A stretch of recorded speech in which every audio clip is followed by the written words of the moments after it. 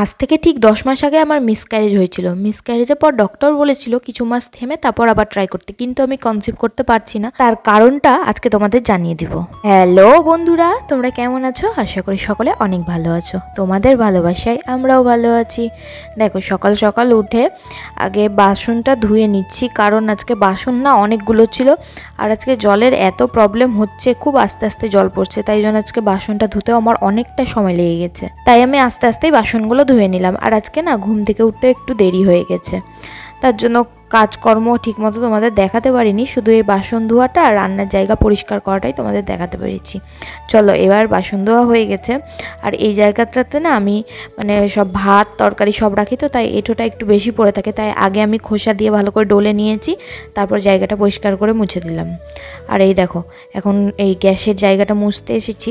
এখানে তো শুধু রুটি করেছি, তাই আজকে আর সাবান দিয়ে কিছু মুছলাম না, উপরে রুটির ওই আটাগুলো একটু পড়ে থাকে সেগুলোই মুছে নিলাম। তারপর রান্নার জায়গাটা পরিষ্কার করে স্নান ধান করে আমি পুজো করে নিয়েছিলাম। একটু তাড়াহুড়ো করেই করছিলাম, কারণ জল তো একবারে আসতেই পড়ছিল, আর তার মধ্যে জল যাওয়ার টাইমও হয়ে গেছিলো, সেই জন্য তাড়াহুড়া করে কাজগুলো করে নিলাম।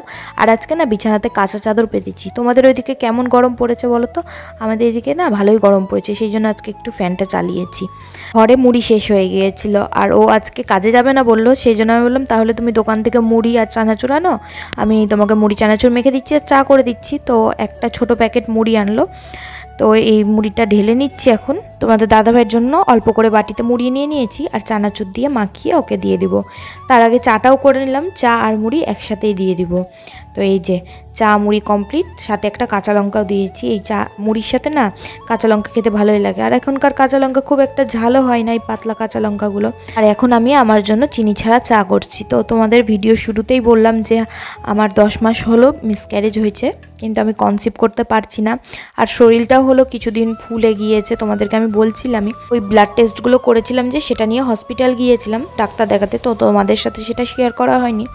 ডাক্তারগুলো ব্লাড টেস্টগুলো ঠিক আছে, তবে আমার ওজনটা প্রচুর পরিমাণে বেশি, আমার 85 কিলো ওজন হয়ে গেছে। আর হসপিটালে একটা ইউএসজি করতে দিয়েছিল, সেই ইউএসজিটা করার পর ডাক্তার দেখতে পেলো যে আমার ওভারিতে একটা সিস্ট রয়েছে, সেই জন্যই আমি কনসিভ করতে পারছি না। তো সবার প্রথমে আমাকে ডাক্তার পুরো 25 কিলো ওজন কমাতে বললো তোমার ওভারিতে যে সিস্টটা আছে সেটা তুমি যদি ওজন কমাও তাহলে এমনি এমনি সিস্টটা ঠিক হয়ে যাবে।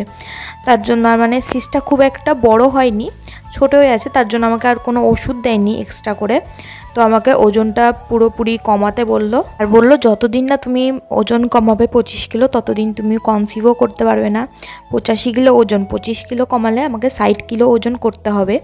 তো 60 কিলো কমাতে যে কতদিন সময় লাগবে আমি জানি না, হয়তো 6 মাস বা তারও বেশি লেগে যেতে পারে। আজকে থেকে ভেবেছি ডায়েট করব, আর ভাতটা একবারে খাওয়া ছেড়ে দেবো, কারণ আমার ওজনটা তো খুব বেশি, এই ওজন কমাতে আমার খুব কষ্ট করতে হবে। শুধু তো ডায়েট করলে হবে না, হাঁটাটাও স্টার্ট করতে হবে। তো ভেবেছি কিছুদিন পর থেকে হাঁটাটাও আমি স্টার্ট করে দেবো। আর আজকে আমার দুপুরের খাবারে করছি ওটস। সকাল থেকে কিছু খাইনি, সকাল থেকে শুধু ওই চিনি ছাড়া চাটা খেয়েছি, আর এখন সবজি দিয়ে ওটসটা করছি। এখানে ক্যাপসিকাম, গাজর আর পেঁয়াজ দিয়ে, কাঁচা লঙ্কা দিয়ে। তো এটা এক ছিপি তেল দিয়েছি, তোমরা তো দেখলে একবারে একটু তেল দিয়েছি। তো এটা হালকা করে নেড়ে চেড়ে ওটসটা এখানে দিয়ে দিলাম। এখন ওটসটা দিয়ে ভালো করে নাড়াচাড়া করে এটা জল দিয়ে ফুটাতে বসিয়ে দিব।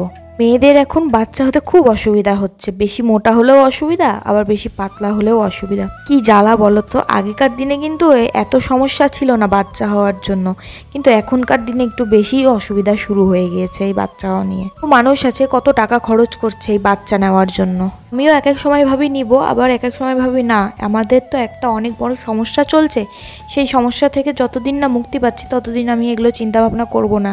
কিন্তু এদিকে আবার সব দিককার কথাও আমাদের ভাবতে হচ্ছে, কারণ এখন যা সমস্যা শুরু হয়েছে বাচ্চা হওয়া নিয়ে, আমার এই মুহূর্তে দাঁড়িয়ে এটাই মনে হয় যে বিয়ের পরপরই বাচ্চা নেওয়াটা খুবই ভালো হয়।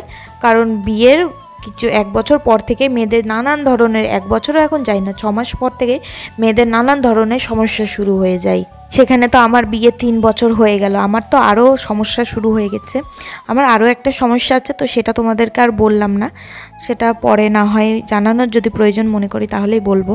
যাই হোক, আমি চাইলেই তো আর সব কিছু পেয়ে যাব না। ভগবান যতদিন না চাইবে ততদিন আমি কিচ্ছু পাবো না। ভগবানের ইচ্ছাতেই সব কিছু হবে। তবে চেষ্টা করতে তো আর ক্ষতি নেই। আমাদের যে সমস্যা চলছে আমি সেটা থেকে মুক্তি পাওয়ার জন্য খুব চেষ্টা করছি, বিশ্বাস করো। সত্যি বলতে আমরা মন থেকে চাই দুজনেই, আমি আর আমার বর দুজনেই মন থেকে চাই যে আমাদের আগে সমস্যাটা থেকে বেরাতে পারি, তারপর আমরা এসব চিন্তা ভাবনা করব। দেখা যাক কি হয়, ভগবান কি চাই। ইচ্ছে তো করে অনেক কিছুই, তবে সব ইচ্ছে তো আর পূরণ হয় না। কিছুদিন আগেই আমাদের খুব কাছের মানুষদেরই একটা অনুষ্ঠান ছিল। তো এখন তো ফোনের যুগ, তাই সব কিছু দেখতে পাই, কথা না বললেও সব কিছু জানতে পারি। সেই দিন তোমাদের দাদা ভাইয়ের মনটা খুব খারাপ ছিল। তার কারণ ওদেরই রিলেটিভের মধ্যে একটা বড় অনুষ্ঠান ছিল, তো যেতে পারছে না, সেটা দেখে ওর খুব মন খারাপ ছিল, আমারও ছিল। শুধু এটা না, আমরা এখানে থাকাতে আমার মামার ছেলের অন্নপ্রাশন হয়েছিল, তারপর আমার একটা মাসির মেয়ের বিয়ে হয়েছিল। যে অনুষ্ঠানগুলো হয়েছিল একেবারে আমার কাছের মানুষের, কিন্তু আমি যেতে পারিনি শুধুমাত্র আমাদের এই সমস্যাটার কারণে। তো আমরা এই সমস্যাতে পড়ে অনেক কিছু শিখেছি বলতে পারো। দুইজন মিলে অনেক কিছু বিসর্জন দিয়েছি। কোথাও ঘুরতে যাওয়া বলো বা কারো বাড়িতে যাওয়া, কোনো অনুষ্ঠানে যাওয়া, আমরা কোথাও যাই না, দুজন মিলে শুধু বাড়িতেই থাকি। ওর কাজে যায় আর আমি বাড়িতে গেলে শুধু বাজার, আর কোথাও যাই না আমরা, কারণ এখানে তো আমাদের নিজের বলতে কেউ নেই। হ্যাঁ, একজন আছে, তার কথা হয়তো আমি ভিডিওতে অনেকবারই বলেছি। এখানে আসার পর আমি যেখানে কাজ করতাম সেই মানুষগুলো খুব ভালো ছিল, তো আমার সাথে এখনও কথা হয়, মাঝে মধ্যে আমাকে ডাকেও, কিন্তু আমার যাওয়া সম্ভব হয় না, আর একা একা যেতে একদমই ভালো লাগে না কোথাও। দেখো, আমি রান্না করছিলাম আর আওয়াজ শুনে বাইরে চলে এসেছি। আজকে হয়তো বিয়ের ডেট আছে, তাই এটা এখন যাচ্ছে জল সাজতে হয়তো। তো এটা দেখে টেকে আমার রান্নাবান্নাও হয়ে গেছে। এখন দেখো খেতে বসে গেছি। এই যে আমার ওটস, আর এখানে আছে ডাল সিদ্ধ, যেটা আমি আমার তেল দিয়ে মাখিনি, শুধু পেঁয়াজ কাঁচা লঙ্কা লবণ দিয়ে মেখেছি, আর ওটা আলাদা করে তেল দিয়ে মেখেছিলাম, আর ওকে ডিমের অমলেট করে দিয়েছি ডাল সিদ্ধর সাথে। তো আমি এখন খেতে বসে গেছি।